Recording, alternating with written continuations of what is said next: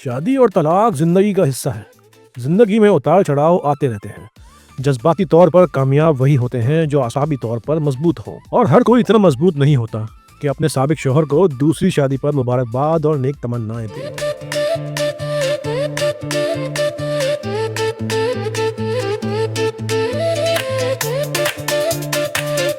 ये बेहतरीन मिसाल कायम कर दी है मारूफ अदाकारा और मेजबान फिजा अली ने, जिन्होंने अपने इंस्टाग्राम पर अपने साबिक शौहर की दूसरी शादी पर अपनी बेटी की वीडियो के साथ इंतहाई दिलचस्प और प्यार भरे अंदाज से मुबारकबाद और दुआएं दी हैं। फिजा अली ने लिखा कि आज मेरी बेटी फराल अपनी मासूम मुस्कुराहट के साथ उसके बाबा की जिंदगी के नए सफर की तैयारी को रिकॉर्ड कर रही है। इस लम्हे ने मुझे फिर याद दिलाया कि रिश्ते बदल सकते हैं, लेकिन इज्जत मोहब्बत कभी खत्म नहीं होती। उन्होंने कहा, हर कहानी का अंजाम लड़ाई नहीं होता।